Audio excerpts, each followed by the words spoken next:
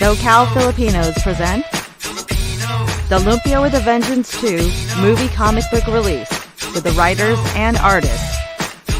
Please welcome SoCal Filipinos founder and today's host, Jason Lucena.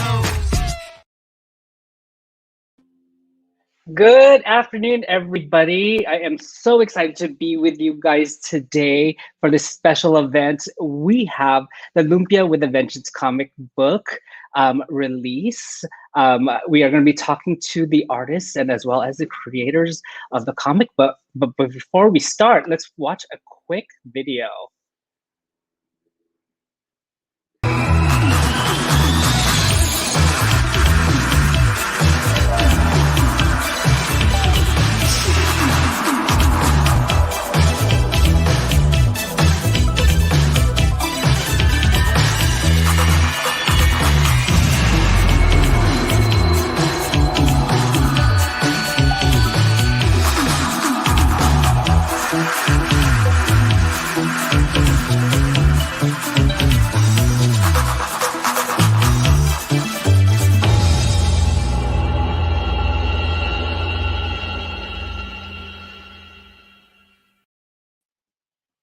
That was a little behind the scenes action of how those covers were made, but let's go ahead and meet our panelists. Let's first off bring up Patricio Hinalza.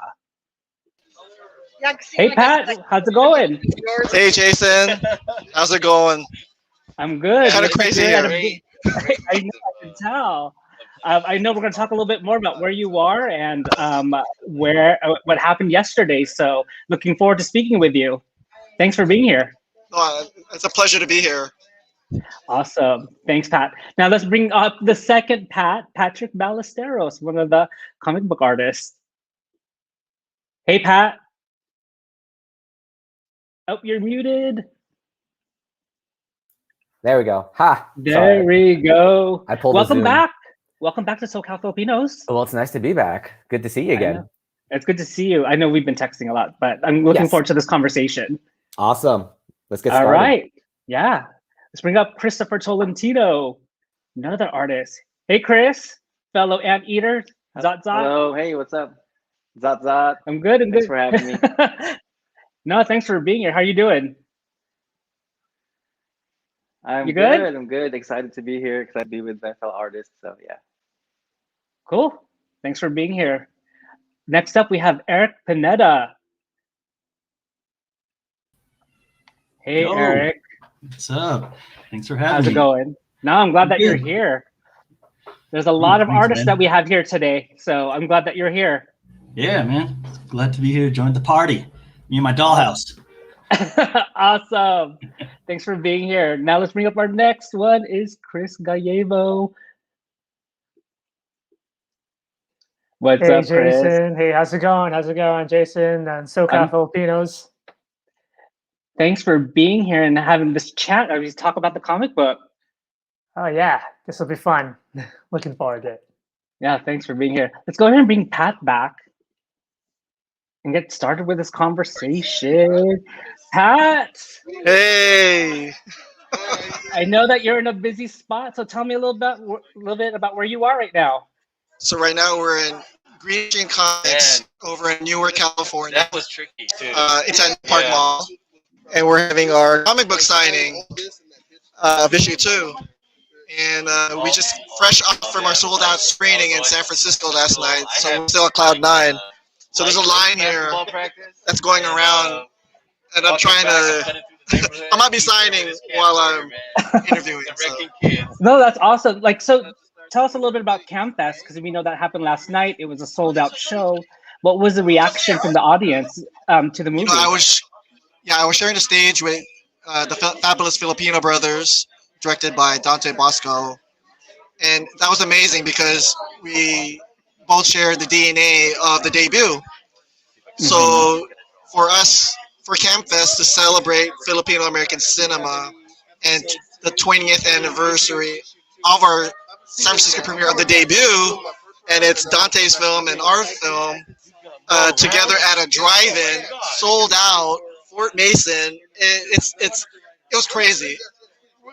We're still trying to post pictures, but I still haven't processed everything.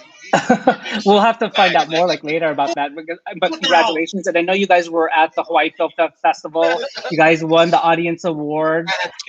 How was that? Like receiving that recognition? We were, it took us 7 years to finish the movie, and so in the middle of pandemic, to be able to premiere at Hawaii International Film Festival in person. We had some virtual screenings, but to do it in person and in a theater and a drive-in, sold out screenings, that was a blessing.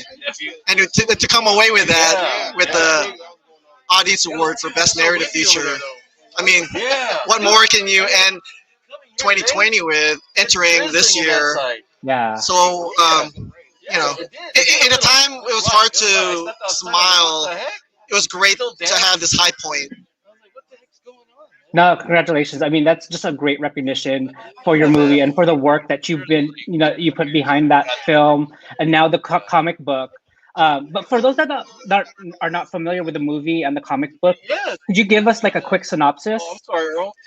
Yes. So Lumpia is an action comedy about a regular Filipino American hero who just happens to use lumpia as a weapon and kind of a peacemaker and protects a fog town.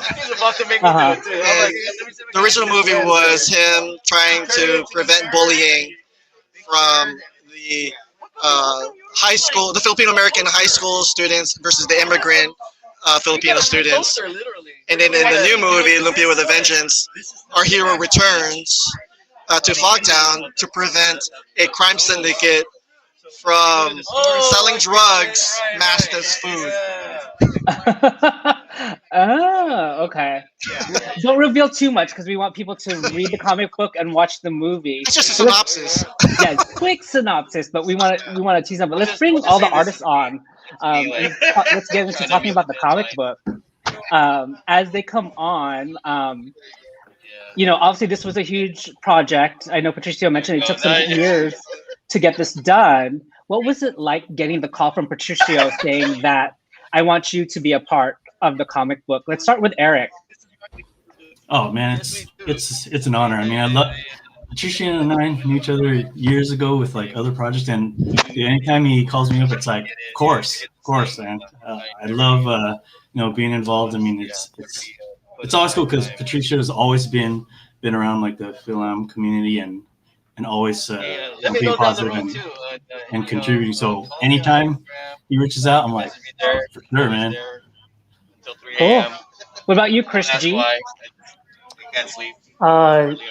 Yeah, well, I never got a call, but I got an email, which is great. I've known Pat for almost 15 years. He got in touch with me to help him out, do some graphic design for a music video he shot here in Chicago way back when, and just kept in touch through social media. And when I saw that he was when he was making a sequel for the movie for Lumpia, I thought, oh man, that's awesome. And then I saw he started doing a comic book. I was like, oh, that's awesome too. And then he did a second comic book, and then he reached out to me, and so when he asked if I want to be part of the second issue, I was like, oh yeah, of course, absolutely. Didn't even have to really tell me any details. I was down. Just anything to help out, and I already knew it was going to be fun, and it was fun, and it was great. Yeah. Awesome. Let's go to Mr. Patrick Ballesteros. You're on mute, just to let you know. Oh yeah, I took it. I just want to make sure you're not hearing like. Just want to make sure. Yeah. So first, I don't like Pat because we share the same name, but I like Lumpia.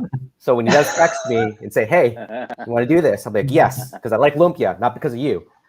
In all honesty, I've been working with Pat for a few years, and it's always great to collaborate with him because he does bring a lot of different people, but specifically he does bring a lot of Filipinos together on his productions. And so I've been working with him, oh gosh, since when I first moved to LA back in 2004, 2005.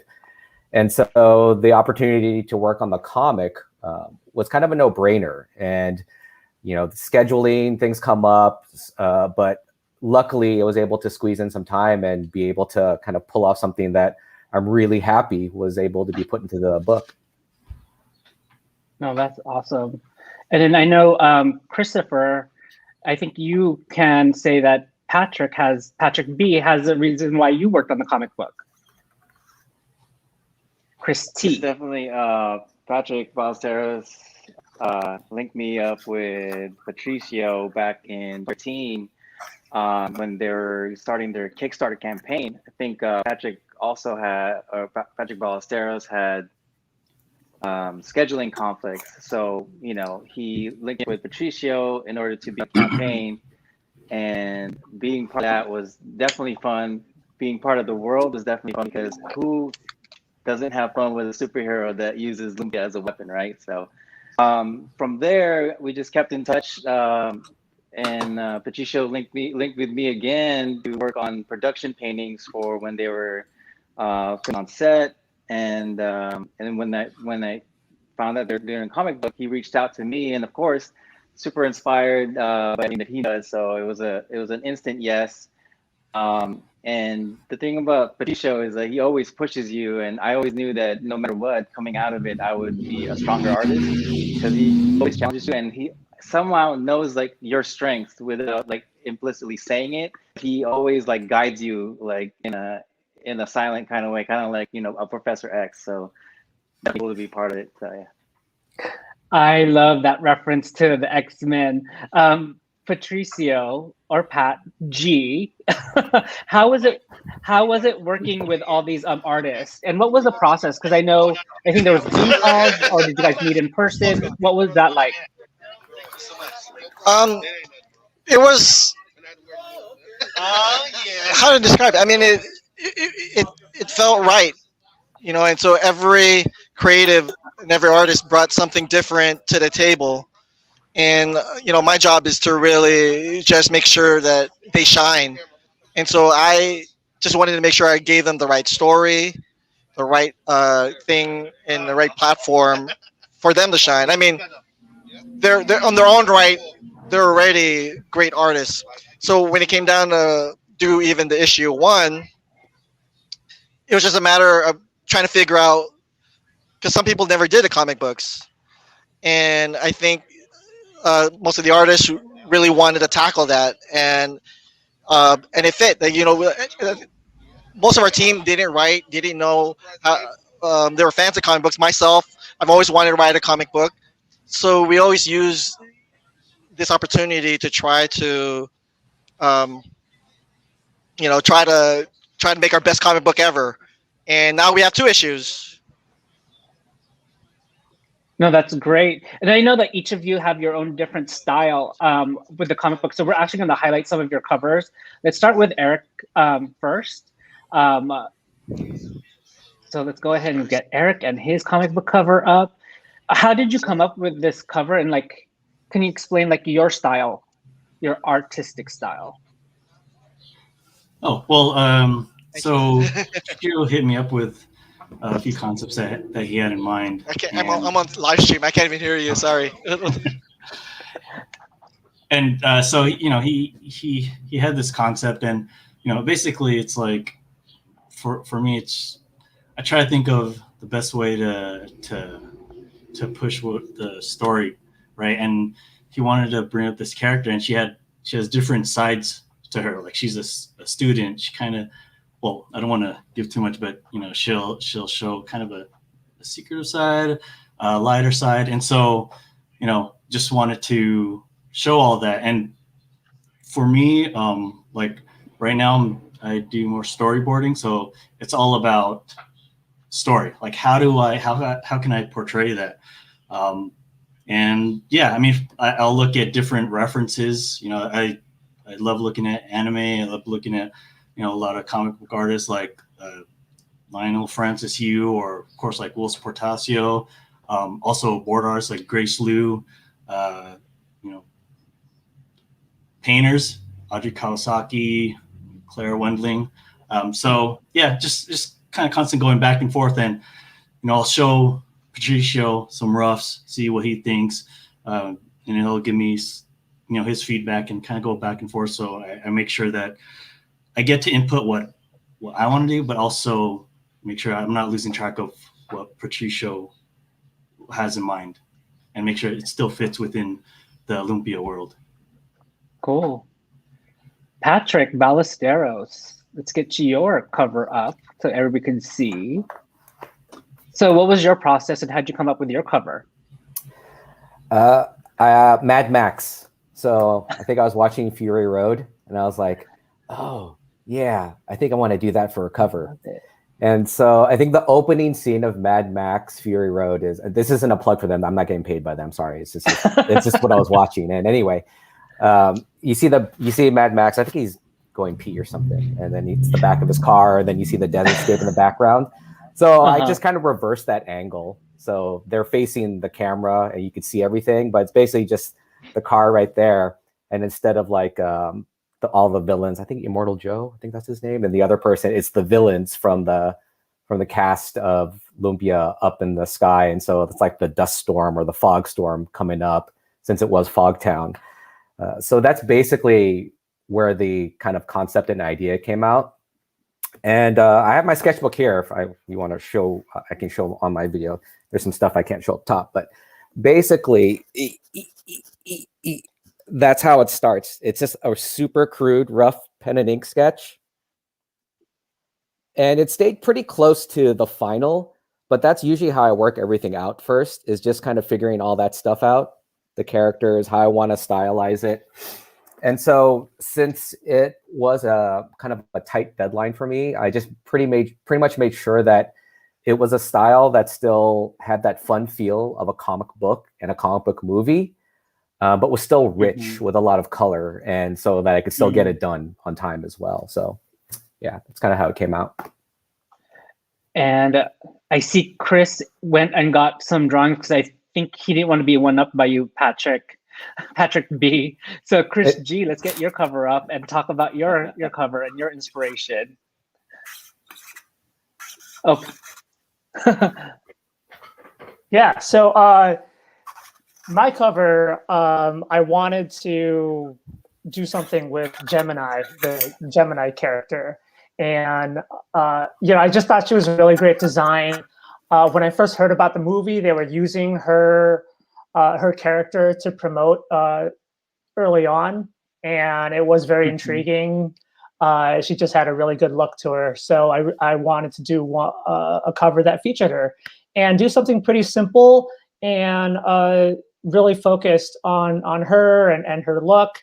And fortunately, Pat told me that no one else was really doing a Gemini-focused cover for issue 2. So yeah, I jumped on the opportunity, and I liked her little yo-yo thing, which is part of her character. I thought could be something that could play really well. And so you've got this kind of background foreground thing with the metallic yo-yo reflecting Kuya off of it, which I thought was just a great way to still keep it focused on one character, but have a little bit of story going on. Some of the inspiration that I got, since I really love like Alex Ross and his process where he uses real references, photographic references to do his poses and his lighting and all that. That was something that I took a lot of inspiration from. Grabbed this real quick. This was my my little reference board that I got from, these photos were from Pat, and I took a couple stills from the movie itself, which was a lot of fun. I had to watch the movie and like find references for different poses and stuff. But the one thing that I did, because I'm also into photography, was I ended up taking a picture of myself. That's me right there. And, I just started playing with lighting gels and things like that so I could get the red and the blue lighting to come through. And, I took this at my house with some studio lights, and that's how I got the reference for that. Put it all together and did the painting, and actually did it in acrylic because I wanted to do a traditional piece or use traditional mediums because I use digital so much. I just wanted to get back and use something that was like, paintbrush on canvas. Mm-hmm. I thought you taking a picture of yourself that was your way of trying to ask Pat if you could be in the movie itself. I think it was more of a cosplay thing where I was cosplaying. Okay. Was that Rule 34 or something, where I wanted to do a male Gemini character? Uh-huh. There we go. I love it. Awesome. Chris T. Let's get his cover up. Hey. And talk to us a little bit about your inspiration and your artistic style. So when Patricio reached out to me for the cover art, I had just finished reading Batman Hush. Actually, this one that we have up was a production painting for the Kickstarter campaign where it featured Tyrone, and this was a scene, I believe, where the brief that I got was Tyrone is trying to screw together, and the way it was described was to have cars in the background, kind of like Fast and the Furious style, but because they're a little bit more advanced, they're not like college age or teenagers anymore. It had to be like Priuses and family cars. So kind of what the feel I was going for, where he was trying to rile up his crew, but all their cars, their family cars, are in the background. So that's the inspiration for this piece, and this was done back in 2013 for the Kickstarter campaign. But so you have another piece cover. The other cover that I did, the other cover that I did for Fresh for this issue was when he reached out to me. I had just finished reading Batman Hush, and I was looking at a lot of Jim Lee stuff, and I wanted to push the dynamic relationship between Kuya and Rachel, and so this is an homage to a scene in Hush where Batman and Nightwing are going to action, and so I kind of wanted to portray Kuya and Rachel in that way, and then to use the steep hills of San Francisco as the background, because town is representation of Daly City and the city, so I wanted to represent that. And me, this was really important for me to showcase, because I am from the Bay Area here, and then I moved to SoCal for Irvine for school. So this was a great piece to have fun with, explore. So yeah, definitely put myself on this one. Awesome. Let's get Pat off mute if he's available. So I know it's called Lumpia with a Vengeance, and the movie is really based on that. That's the title. He's showing the cover. So why Lumpia as the weapon of choice? Because lumpia is the food that we're most known for. It's our defining icon. So Batman, he uses a bat as an icon. So I figure if there's a Filipino American hero, he just gravitates towards lumpia, because every time you meet someone and you say you're Filipino, they say, "Love that lumpia."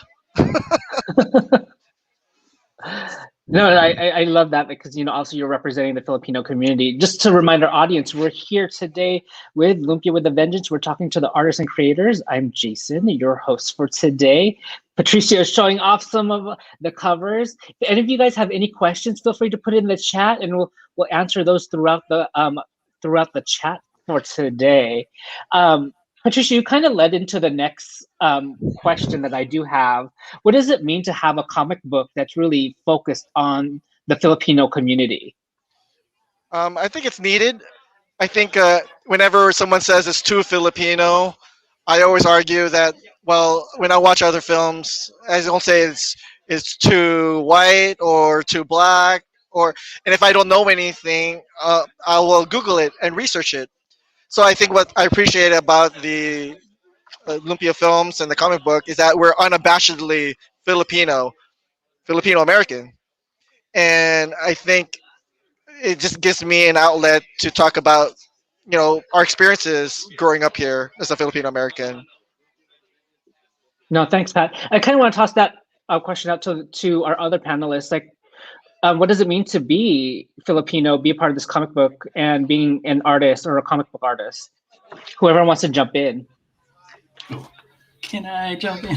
Yeah, go ahead, I mean, Eric. It's cool because like representation really does matter, and it's totally different. Like you have these heroes, you have these comics, Batman, Superman, and it's cool. It's all good, and like I still remember when I first read like Wetworks, and I was like, oh, this character's Filipino. I mean, it's just You're going out? I don't know.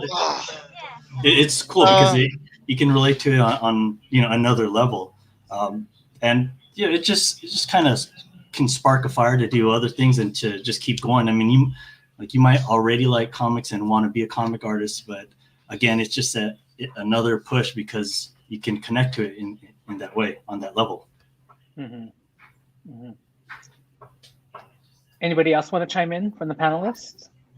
Yeah, sure. So I agree with what Eric said, and there are so many talented Filipinos in the creative industry, and especially in comics, and a lot of them that I grew up with that I never knew were Filipino because there was no social media, there was no Instagram, no Facebook. All it was the name, and of course, like Jokoi says, it's like I don't know if are they Mexican or are they Filipino? What are they? So you never knew. Like all these names, I'm like, oh, that must be an Italian guy. It's like, no, that was a Filipino artist. Like, oh my gosh, holy, really? And so now I think when you see the names and then you can actually see a face and connect with them, via Instagram and all those things, it makes it obtainable. It makes it something like, oh, it's not just 1 in a million thing. I mean, yeah, it takes a lot of hard work, but it's something that you can do. It's something that you can aspire to be and become because that person's done it and that person's done it. So it's not like we are, we're breaking barriers, man. No, but we are kind of taking the mystery out of it and say, no, you work your butt off. These are things that are now, you can succeed in and you could do because look, we're doing it as well. No, thanks for that. So, obviously we're talking about representation, but how do we inspire the next group of young Filipino artists? I can go, but if anyone wants to go. I think Pat was going to say something. Go ahead, Pat. Yeah? Which Patrick or? Oh, the B. Okay. Yeah, it's you. PG-13. I think it's important. Most artists, you try to find your voice, right? Whether it's a writer or as an artist, or find your style. So I think it's a lot of it is really creating a platform that's safe, that you surround yourself with people who support you. But I think the most important part is to build your audience. And so I don't know in the art world how that works, but I know as a filmmaker, we've been able to slowly build our audience and find people out there who would dig this kind of a superhero. Cool. I think Patrick, Patrick B, you wanted to chime in on this too? Just to. Or who was that? No, go ahead, Chris. Mr. Chris T. Yeah, I wanted to speak on what Patrick Ballesteros was saying. Like, it's not like we're breaking barriers. I think we've already broken barriers. But the thing is, a lot of Filipinos, we are very multifaceted. We, sing, we dance, we're nurses, we're scientists, we're artists. We do so many things. But I think it's not always out there. We're always, known the things that are known. We're always nurses or scientists, or we're in the sciences, or we're singers, dancers. But we do so many talents, but it's always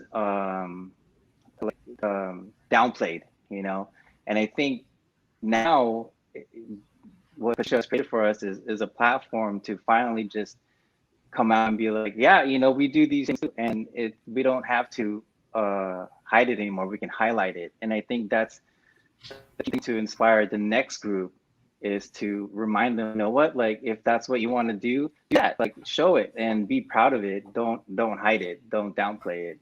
And I think that's one for the next step. Thank you, Chris. Chris G, do you want to add on to that? I mean, yeah, these guys already said a lot of the stuff that I think nailed it. Definitely the representation, and we're in a really good time with social media, where stuff like this can really boost and spread out, and not just within the Filipino American community, but also to lots of other communities. And it's not just inspiring Filipino artists to go out there and do their thing, but also inspiring our friends and people outside of the Filipino American community to also encourage it and want it from the Filipino community, so that not only do we support encouraging the supply, but that we can show that there is like a mainstream demand for it. Like what I love about working with these guys and seeing what Pat's been doing is, we're telling similar stories. Like any good filmmaker, it's usually just a remix of an old story, but Pat's putting that Filipino flavor on there, and I think that's what people are looking for, So I always think about how like McDonald's put out the chicken nugget, and like people got used to chicken nuggets. But then when they put the spicy chicken nuggets in there, then everyone was like all crazy and they're all about it. So it's like we're taking stories that are universal, and then you put that Filipino flavor on there, and then people just go nuts. Like it's going to be not just within the community, but potentially be mainstream as well. Yeah, and I think anyone wanting to tell a story, and especially for those that are watching this for comics in particular, it's hard. Comics is like damn hard. Like if you want to make money, don't go into comics. And you can make a living at it. Believe me, you can, but it's hard. And I'm not saying that to tell people not to do it. I'm saying that so that if you want to do something, if you want to tell a story, then in a sense, you don't take no for an answer. And you do what you do what you want to do. You do what you got to do.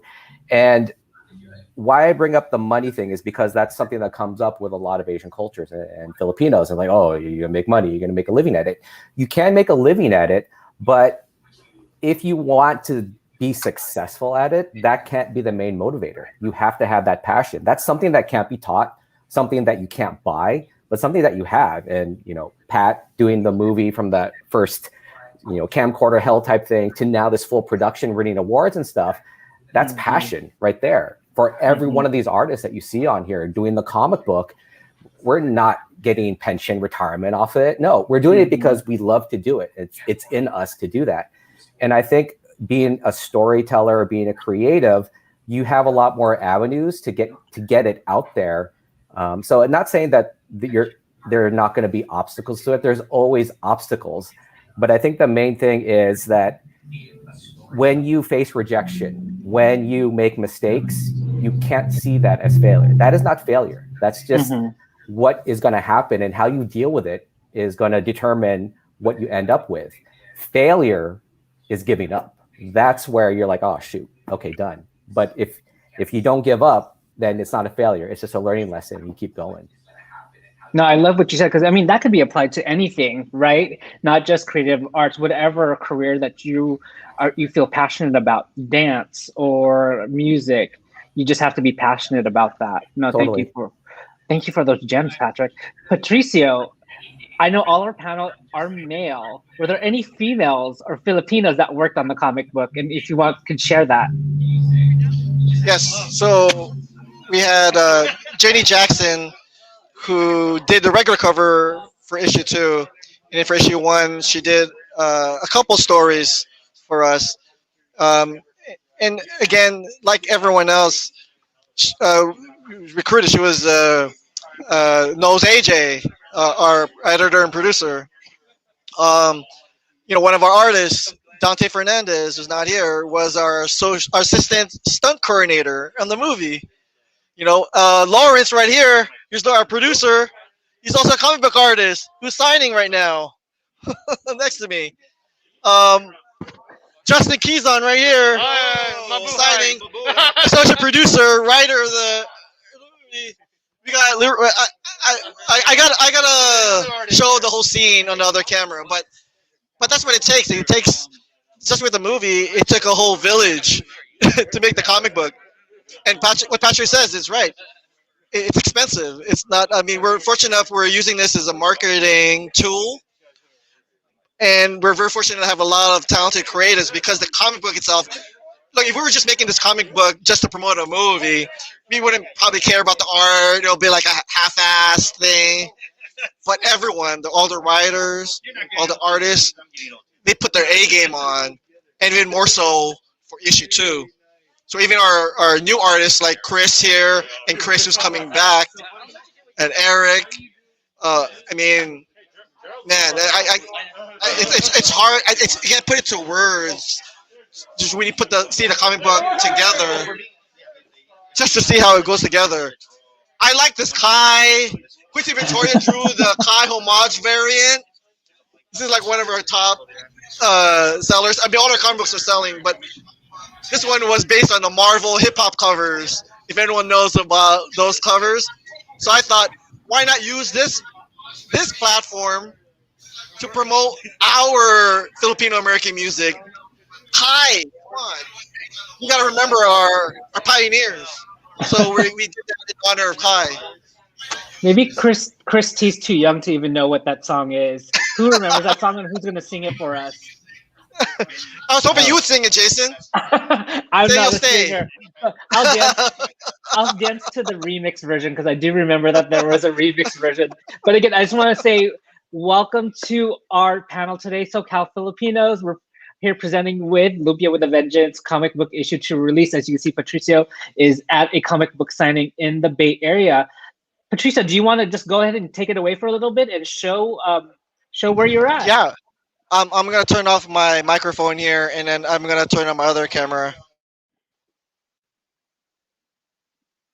So I know that they're at a comic book signing, obviously all being safe. I don't think we could hear him. Oh, now we could hear him.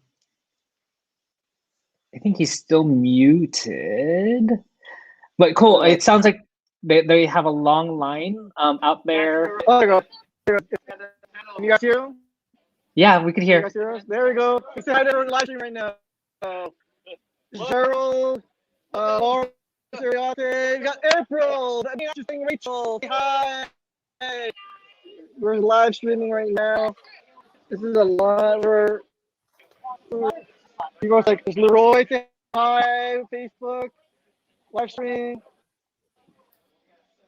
This is our owner Steve of Green Machine Comics. Say what's up to. There we go. Trying to make those sales. This is Gerald Polari who drew the cover. Award winning. Yes.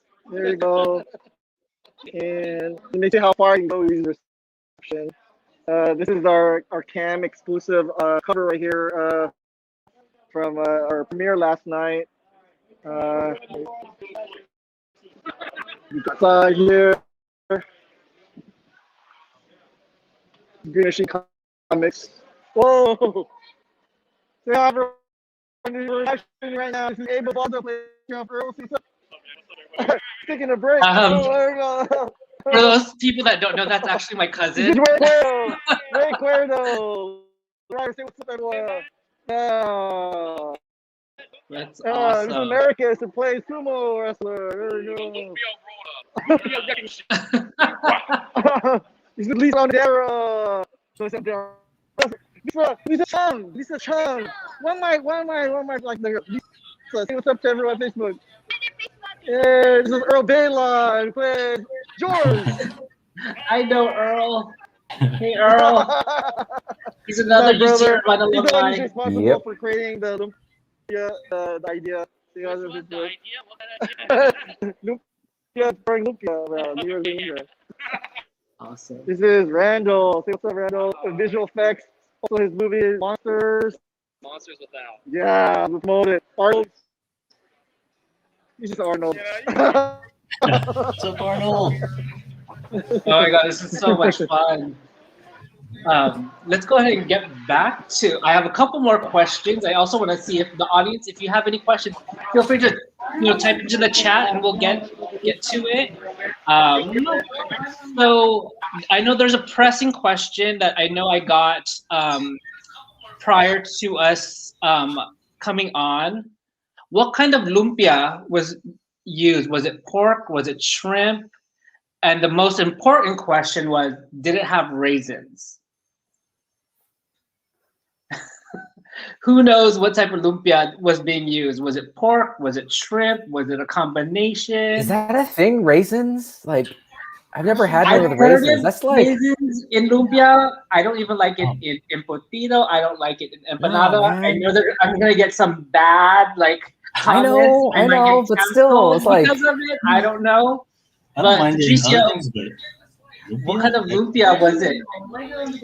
So Actually, you talking about like it in Lumpia Part potato. 1 or Lumpia with a Vengeance? Now we're just In the- asking what kind of lumpia is the weapon of choice? Is it pork? Is it shrimp? Is it ground turkey? Oh, what I would love to be, if I'm eating it or being attacked by Kuya, I'd like to be, pork, vegetables, fresh. Maybe the fresh style, not deep fried, fresh lumpia. I want to be hit with that. But that's not the lumpia we use in the movie. What was used in the movie? Let's give a little beat behind the scenes. So Lumpia 1 was we always shot last second. So we would always cook whatever was left over from the previous night. So it could have been corned beef, mungo beans, Vienna sausage, whatever we had left. And we would cook it, wrap it together because we were in a hurry to shoot. So the secret was Carlos Bayon, who played the original Kuya, we never know what we put in the lumpia. So that was Lumpia 1. We always called it Mystery Lumpia. And in Lumpia with a Vengeance, we upgraded. And it was sinigang pork lumpia, which is really good. nice. It is what got Mark Munoz to sign on. Because when we did the test shoot, he took one bite of the lumpia, and I was like, whoa, what is this? It's pork sinigang lumpia. And he signed on right away. And that was the last time we ever had pork sinigang because during the shoot, it's all CG lumpia. Patrick, you commented on the sinigang lumpia. I think you want some of that, right? oh yeah, hell yeah. Like whatever my commission is, add a sinigang lumpia to that, and I appreciate that. Thank you. Awesome. I know that you guys did something special, especially around AAP I Hate at the end of the comic book. Can you talk a little bit about that, Patricio, or whoever? Oh, so when the Atlanta shootings happened, I sent an email to everyone because I felt it's important to speak out. How should we express ourselves as a Lumpia crew and a team? And Will Portacio raised his hand and said we should do this into a comic book form. And I think we agreed. I think we didn't want to feel it was like a marketing gimmick, to say, oh, hey, do this, call to action, watch Lumpia the movie. So, Will decided to do this PSA in a page. I wrote it, and he drew, like, if you look at issue 2, he did an amazing job. And if you know anything about Will, he's a legendary artist, right? He did X-Men, Wetworks, and what have you. So to have him contribute that art to do this Stop the Hate campaign, our style, it's cool. I mean, I can't put it to words. Mm-hmm. No, I love that. You sent me a digital copy before this, and I did appreciate that you did that. Especially, it's so relevant, especially what's happening in the world, right now. I'm glad that you included that. We have a couple minutes left, but if anybody has questions, feel free to type it into the comments. Patricia? What's your vision for Lumpia? Will there be future issues? Is it going to be an ongoing series? Are these guys going to be involved? What you, I mean, if you told me a year ago that we would have a comic book, I would think you're crazy. Um, we were fortunate to have the pandemic allowed us to kind of take a break while we waited for a premiere, and our backers crowdfunded the comic book, and then that turned out well, and then they crowdfunded issue two. So we're just feeding the appetite, and if their appetite continues, I'd love to do an issue three. We're trying to start that up now. And if they want to do a part three for the film, I got an outline in my head. So it's just a matter of funding, and hopefully it doesn't take 7 years to make. So we all celebrate ourselves as independent artists, but in all honesty, we're dependent on our supporters and backers, because if not for them, we wouldn't be able to put our creative talent to use. no, nice. I'm glad. It sounds like there's an issue 3 coming because you already have an outline. I think it's going to be happening. Yeah, we put that in issue two. That if you Whoop. our finale, right? There's a prelude was issue one. The interlude is issue two. The postlude's got to be issue three. So that would complete the trilogy of comic books, and we would hope to have the final issue ready by our Southern California premiere this fall. So that is kind of the plan, but we're not going to do it unless people want to see it and they back us. So you always go to lumpiamovie.com /comics, and you can sign up on our crowdfunder and find out when we launch that. But we're still just launching issue two. So. Yeah, no, I'm sure it's going to take some time. And then I know we're still pushing the movie. But, we talked about this earlier, but some of you guys kind of mentioned it. How was it working with Patricio, on the comic book? Horrible. Was he bad? Yeah. He's a Oh my gosh. taskmaster. So many notes. Just He whips. like he's over your shoulder. Oh my He's god, a like a whip. parrot. Yeah. It's like tenfold. No, but did he like how much input did he give you, and or did he give you full reign, or what was it, like a meeting of the minds? What was that? How was that? For me, there was a general outline and story that he gave. And so it's just coming up with sketches and stuff like that. But it's more so a very collaborative effort.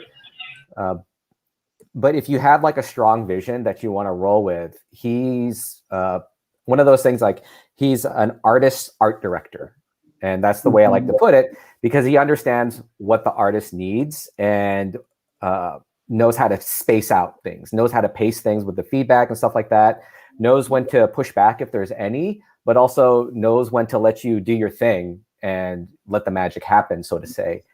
And so it was just, is this work? Oh, add this. Does this work? No, it's small adjustments. Nothing ever major where I was at the end and he would say, do that again 2 times. No, not like that. And so that's what I'm very appreciative of, is that just being able to run with it, because I think all of us working in the industry, you get art directed so much that you're just used to it. You're just like, okay, where's the pushback? What do you want me to fix? Nothing? You're lying. Wait. So yeah. What about you, Chris T? Yeah, it was great to work with him. Like Patrick V said, that there's a general outline, and by coming up with sketches, and then he'll send the sketches to him. At least this is the way we work, and he'd get pumped by seeing them, getting excited, and that would fuel my energy for the next part, for to push it to paint or whatever the next may be, or whatever little fixes we need to do. But the collaborative effort, I think, was fueled by me being excited, and then he gets pumped about it, and then it just we get both super inspired until we come up with something great. And yeah, it's just magical. It's super fun. You guys, was he truly the best boss? It sounds like you guys are just giving him a bunch of compliments. Eric, what about you? How was it working with Patricio? Yeah, no, I'm just going to be repeating. Ever since Patricio's always been been open and like Patrick said. I mean, he's like an artist director. I mean, he just knows. It's always felt like a collaboration. Yeah, and I don't know. I mean, it's so easy to work with Patricio. You know, I mean, it's as simple as that. He's super cool, and he's always willing to let you do your thing, even if he has ideas. You know, it never really feels like a tug of war. It's always like it's just collaborative. Chris G, My goal is to convince Eric to do an interior story. He's done 2 covers, but hasn't done an interior story yet, Eric. But he did storyboards for the movie, so I'm not hating. But Eric, I'm coming after you. You have to commit. That's it. Right there. He got called out. Sounds like he's ready to down. hire you, Eric. I think you have a job on the next comic book. I'm down for it. I'm down for it. So. Oh, official! You have witnesses. PJ 1, 2, 3, 4 digital witnesses. Oh man. Chris G, what about you? How's it working with Patricio? Yeah, it's so funny. I mean, all the artists has had the same experience. It was really easy and it was really fun. I think I might be a little different because Pat and I were just doing it through email. You know, it was kind of like the postal service record, but with a comic book. We're just shooting stuff off through email attachments, and it was great because you know, like one of the other guys said, he is very much an art director, where he had the script and he had all of the frames, like just a quick description of how every frame and the panel of a 4-page story would go. And I appreciated that a lot. That helped me. That was a lot of the heavy lifting already. And there'd be times where I would just change up some things within a panel, maybe consolidate some panels and change some ideas as far as the composition goes. And you know, I hardly got any pushback on that. He was always down with my suggestions.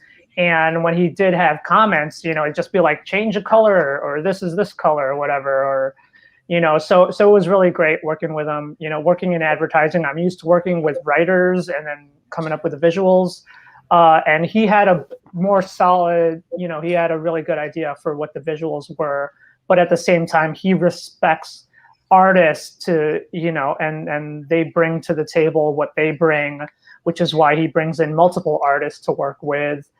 So that they can have that variety of styles, which I think is really great, and I appreciate that he appreciates that about all the other artists. Patricia, I guess I need to come and work for you at some point. Was there any like did you guys have any like creative blocks as you were creating like your covers or, you know, your stories as you were going through the process? In terms of no time for books. Oh, go ahead. Let's go with Patricio. In terms of the writing, I get writing block a lot. And then the interlude is tricky because you want to make stories that happen during the film, but not really spoil it. So I had to decide what kind of stories I wanted. Go back to deleted scenes that we didn't make the final cut, and even scenes that I wrote that we never shot, or even scenes that I wanted to write, but know that we couldn't afford it, right? So you look at the comic book, the stories itself, you do everything because we're not thinking about how much is it gonna cost to like do explosions or like action scenes. Oh lord, or stunts. We don't have to worry about how much is it gonna cost, how much visual effects.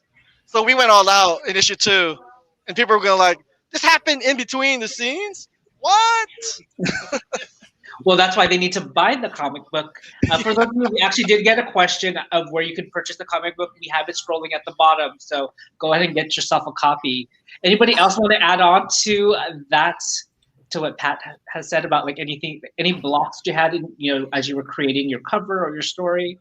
No, because Patricio gives you like a deadline of like 2 weeks. It's like, hey, you want to do this? Oh, by the way, I need this in like 2 weeks. Like, oh, like sketches? No, done. Like, bro, That's give when me your the- give best me the word pages. comes out. It, You know? it forces you. No, Yeah. in all seriousness, it forces you because you can't think. You just need to get it done. You're like, oh, here's the deadline. All right, let's just go for No, it. so And you know, it yeah. pushes Yeah. you, which is Here's sometimes your good. deadline. Here's your deadline. Go, Lawrence. Come on. I was gonna say I had never done a signed, comic he book signed me on. before, and I'd never done a comic before, or interior panels before. And Patricio said, "Can you get this done in 2 weeks?" And in my head, I'm like, I have no idea how long this is going to take me, but just say yes, and and do it. And all I could say is that it takes a lot longer than you think. Yeah, so it's a learning experience, and I was glad to be a part of it. And I would love the opportunity to do it again, whether it's for Pat or any other future opportunity. Cool. Chris, I think you were saying something earlier. What were you saying? No, yeah, right. Oh, yeah, kind of the, of getting that Sinigang Lumpia bite, kind of signed me on in the same way, because he was like, hey, I know you've never done comic book before, but I got a 2-page story, on top of the cover art. I'm like, oh yeah, 2-page, yeah, we can knock that out. Yeah, got to do it in 2 weeks. I was like, yeah, 2 pages, no problem. And as soon as I said yes, an email came back. Actually, it's 4 pages. Still down? I'm like, oh no. Yes, I'm still down for 4 pages. But then I started sweating. But like Chris G was saying, it's okay because it paid off more on my end too. Like I could think, because it really pushed me. So it's super cool. With issue 3, because we already know that's going to happen. I mean, he has an outline. We need to have that recipe for sinigang lumpia in there. Because if it's as bomb as what everybody says, we need to have that recipe. Yeah, that needs to be like a special edition variant. That's like, ooh, you got to pay for that one. That's all I'm saying. It's a good idea. A comic book story. That's a recipe. That's what it is. A recipe. Like showing you how to make It has to be like a hologram cover. You have to hold it a certain way to see the recipe. It's got to be scratch and then sniff. make it a scratch and sniff page. Yeah. I still want to do like a variant. It's a lumpia grease. A lumpia grease cover. It looks like someone put their greasy hands all over it. Ate lumpia. Ooh. So again, I think you guys are all hired for issue 3. I'm pretty sure that's going to be happening once we wind down from issue 2. Speaking of issue 2, we see it scrolling down. Anywhere else that we could get it, or just through the website, and also any future plans for the movie? I think you mentioned that you're trying to look for a spot for a Southern California release. Yeah, so we are at the mercy of film festivals to accept us right now, and we're just waiting for Ray Cuerdo's here. They want to know when's the movie gonna screen next. When's it gonna screen next? They can't see you, but you can hear. Like, here, you can talk. Probably in September. Okay, so Ray Cuerdo, producer of Yellow Rose and Lumpia with a Vengeance, says we'll be in LA in September. There you go. Straight Awesome. from that guy. So And September, now a comic book writer. September, it'll be in Southern California. We've got to get all of SoCal Filipinos and everybody out to that screening, support the movie, support the comic book. And we need to find somebody to make a bunch of sinigang lumpia so that could, instead of popcorn, we have sinigang lumpia over there. But I think we're at time. I do want to thank all of you guys for joining us for the panel, but I do want to say, give you guys the last word before we end this panel. So I'm just going to go around the screen. So Eric, you're up first. Oh, thanks for having me. It was awesome being a part of this project, and everybody, don't forget to eat that lumpia. Awesome. Patrick B. Yeah, I would say for anyone watching this or interested in doing comics or things like that, just reach out to the artist, reach out to us. You can find us pretty easily on Instagram, and we might not get back to you right away, but just keep pinging us. And if you have questions, I think we're all more than happy. Well, I'm speaking for everyone. I'm sorry. I'm more than happy to answer a question. I think everyone else is too. So I'm just going to throw everyone else in there. That, and I'll be back for issue 3 if I could do the Bagaon Bandit and the Pancit Pirate. That's my villains. But I'm pitching right now. Okay. Pitching right now. maybe we shouldn't have said that out loud right now because this is being recorded. But they'll give them something looking forward to in the next issue. So now I think, Patricio, you kind of stuck with those two characters. I got no choice. Yeah, It was my master plan. Sorry. I have an agenda. Calling them here. out in public. I mean, because we are live streaming on Facebook, on Twitch, on YouTube. So now it's out there. Chris T, last word. Oh, yeah, I just want to thank everyone for having me. Thanks, Patricio, for putting me on the team. I'll definitely be down to do issue 3 if I could do the villains I talked to you about a couple days ago. I won't put it on blast right now. But yeah, like Patrick Balsera said, reach out to us. You guys can find us on Instagram. I'm the Inkbender on Instagram. So if you have any questions, definitely shoot me a message. Definitely want to help the upcoming artists to explore what they can do with comics or film or whatever they're into. So yeah, and special thanks to my wife who made sure I was fed as I was working on the pages. I'm nonstop. So thanks, guys. Aw, that's extra points for you. Now that you shouted out your wife. Good one. Chris G. Just glad to be a part of this, and being on board. And for those that are watching that might want to break into the arts and media industry, you got a bunch of people right here in this chat that you could like hit up online, social media, and like Patrick said, we'd be more than happy to talk to you guys about it. And if you have questions, and again, to all the other artists, it's great that we're all out here and inspiring other people and in the future generations, and hoping to see definitely more AAPI media out there and just Filipino American stories out there as well. Looking forward to everything, the future that Pat does and just in general. Awesome. Patricio and Ray, I think you guys get to have the final word. I get to have the last word, but you guys will have the second to last word. So just quickly before I do my final word, I want to give Lawrence Ariate, our movie producer, also our writer and artist.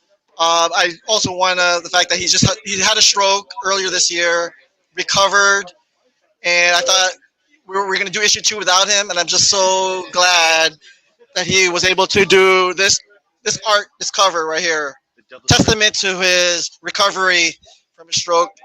And Lawrence, what do you want to say to everyone? Thank you, everyone, for your love, your support, and just the encouragement. It means so much for you to uplift us and keep us in the mind of everybody. So thank you, thank you, thank you. My love to you all, guys. And I just want to thank everyone, all the artists here, Chris, Christopher, Eric, Patrick. You guys are awesome. Thank you for joining our crazy project, and we can't wait to see you for the next one. Thank you, everyone. Hope you guys enjoy issue 2. Yeah, thank you, everybody. Thank you guys so much for joining us, SoCal Filipinos. I was happy to hear when Patricia reached out to me to host the release of Comic Book 2. I was like, yeah, let's do it. I'm more than happy to support you guys. Before we end, I do want to plug next week's workshop. We are going to be with Miss Ginger Lim Dimapasok for a cooking demo that we're calling Ube, who is the owner of Cafe 86. So join us, and it's being hosted by Mary Grant next Saturday at 2 p.m. And to close out, we're going to watch the trailer of Lumpia with a Vengeance. Have a good afternoon, everybody. Bye. All my sexy Pinoys and Pinayas. Welcome to Fogtown, where over 60% of the population is Filipino. Can you confirm that the restaurant incident is the work of the so-called Taquito Man? What? This is the taquito everyone is talking about? It's not a taquito. It's lumpia, the Filipino egg roll. The motives of the Lumpia Man are still unknown. Lumpia Man knows we're selling out of Fogtown High. What I tell you about these kids? Love that. Lumpia! And love that. Lumpia! Your sniper took down the mayor as planned.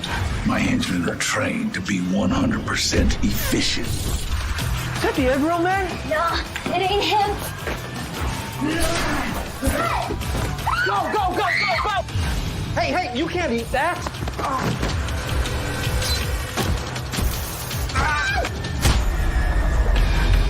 Remember me? You're my hero. Now's not the time to change the plan. What plan? What the?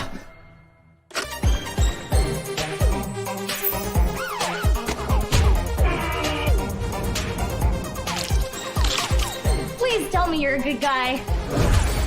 It's too Filipino.